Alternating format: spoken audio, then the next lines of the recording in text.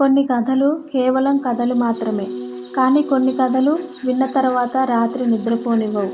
ఈరోజు నేను చెప్పబోయే కథ కూడా అలాంటిదే. ఈ సంఘటన జరిగిన చోట ఇప్పటికీ రాత్రి అయ్యాక ఎవరూ వెళ్ళరు. ఎందుకు అంటే అక్కడ ఇంకా ఎవరో ఉన్నారని వాళ్ళు చెబుతున్నారు. అది మనిషి కాదు.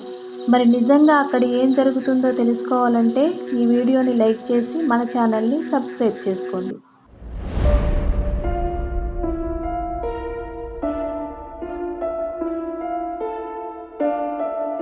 ఆంధ్రప్రదేశ్లో ఒక పొడవైన హైవే రోడ్డు ఉంది.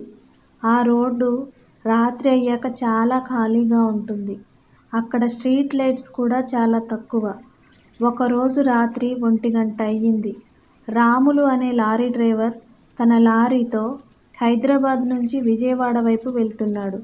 అతను 10 సంవత్సరాలుగా లారీ డ్రైవర్ కాబట్టి రాత్రి డ్రైవ్ చేయడం అతనికి కొత్త కాదు. కానీ ఆ రాత్రి మాత్రం ఏదో వింతగా అనిపించింది. హైవే మీద చాలా నిశ్శబ్దంగా ఉంది. గాలి కూడా వింతగా గుసగుసలాడుతున్నట్టుగా అనిపించింది. లారీ హెడ్ లైట్స్ ముందుకు పడుతున్నాయి. అకస్మాత్తుగా దూరంగా రోడ్డు మధ్యలో తెల్లని చీర కట్టుకున్న ఒక మహిళ నిలబడి కనిపించింది. ఆమె చేతితో లారీ ఆపమని సిగ్నల్ ఇచ్చింది. రాములు కాస్త సందేహపడ్డాడు. కానీ రాత్రి టైం కాబట్టి ఎవరికైనా సహాయం కావచ్చు అనుకొని లారీని నెమ్మదిగా ఆపాడు. లారీ ఆగిన వెంటనే ఆ మహిళ కదలకుండా నిలబడి ఉంది. రాములు కిటికీ నుంచి చూశాడు. ఆమె ముఖం స్పష్టంగా కనిపించలేదు. తల వంచుకొని నిలబడి ఉంది.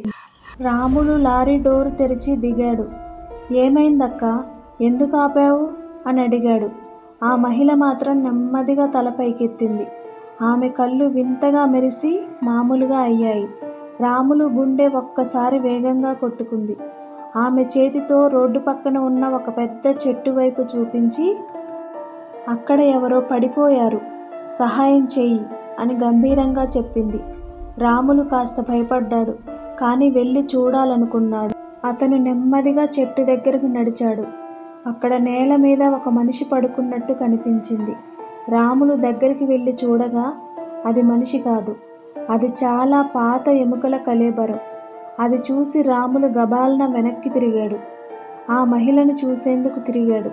కానీ ఆ మహిళ అక్కడ లేదు. రోడ్డు ఖాళీగా ఉంది.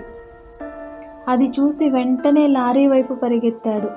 లారీ దగ్గరకు వచ్చి ఎక్కబోతుండగా ఒక విషయం గమనించాడు. లారీ ముందు గ్లాస్పై రక్తంతో రాసినట్టు ఒక మాట కనిపించింది. ఆగకూడదు. రాములు గుండె బలంగా కొట్టుకుంది.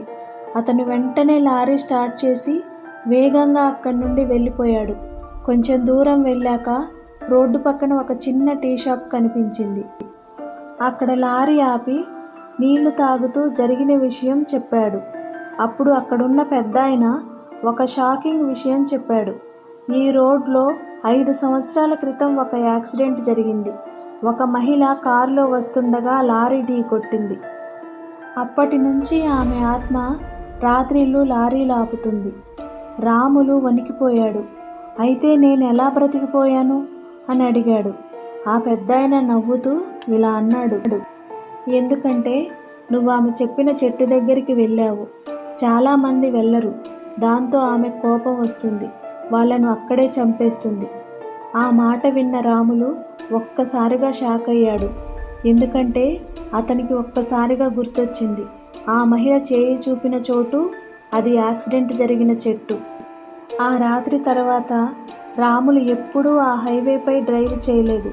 కానీ ఇప్పటికీ అక్కడి డ్రైవర్లు చెబుతుంటారు, రాత్రి 1 గంట అయ్యాక తెల్ల చీరలో మహిళ ఇంకా లారీలు ఆపుతూనే ఉంటుంది అని.